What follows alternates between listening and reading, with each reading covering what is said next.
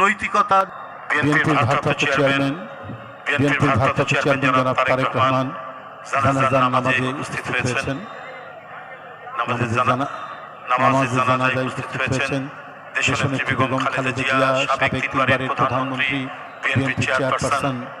তার লাশবাহী গাড়ি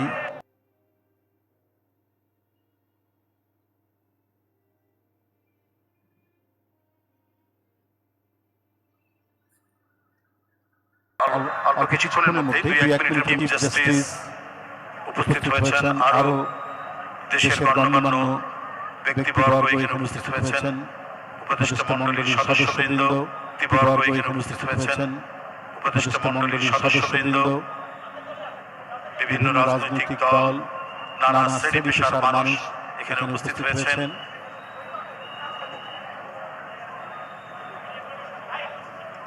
কফিন আর কিছুক্ষণের মধ্যে কফিন চলে এসেছে। এখন কফিন স্টেজে নিয়ে আসছেন। কফিনের জন্য তৈরি করা এই মঞ্চে কফিন নামানো হচ্ছে।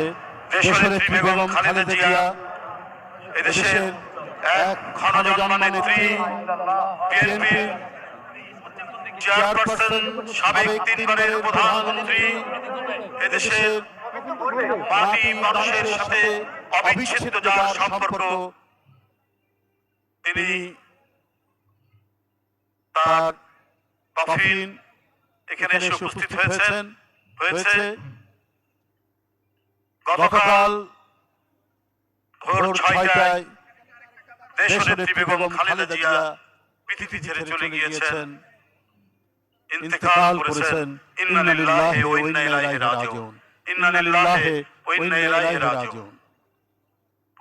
সম্মানিত সুধীবৃন্দ এবং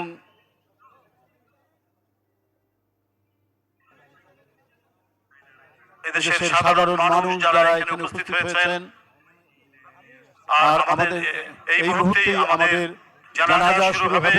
আমরা জানাজার জন্য, নামাজে জানাজার জন্য, দেশনেত্রী বেগম খালেদা জিয়ার নামাজে জানাজার জন্য এখন খুব সংক্ষিপ্ত তার কর্মময় জীবনের উপর খুব সংক্ষিপ্ত বক্তব্য রেখে অনুষ্ঠানটি পরিচালনা করবেন বিএনপির জাতীয় স্থায়ী কমিটির সদস্য, সাবেক রাষ্ট্রদূত জনাব নজরুল ইসলাম খান।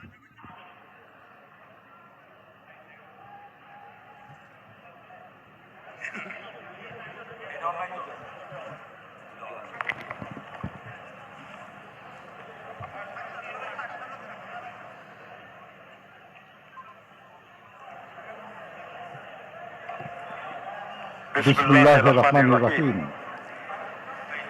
গণতন্ত্রের মাতান ও আপসীন দেশনেত্রী বেগম খালেদা জিয়া গতকাল 30 ডিসেম্বর 2025 ভোর 6টায় ইন্তেকাল করেছেন। ইন্না লিল্লাহি ওয়া ইন্না ইলাইহি রাজিউন।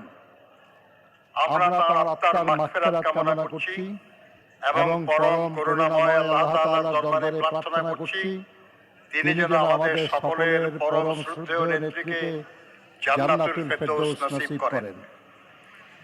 ওনার মৃত্যু সংবাদ মুহূর্তের ভিতর ছড়িয়ে পড়লে দেশ বিদেশের সকল বাংলাদেশি মানুষ শোকে বিহ্বল হয়ে পড়ে এবং মূল ধারা থেকে সোশ্যাল মিডিয়া পরিপূর্ণ হয়ে ওঠে তাদের দোয়া ও প্রার্থনায়।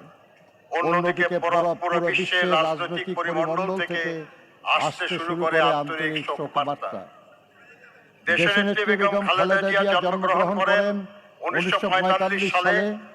শৈশব থেকেই তিনি পরিচ্ছন্ন এবং পরিপাটি থাকতে পছন্দ করতেন। ফুলের প্রতি ছিল তার গভীর অনুরাগ।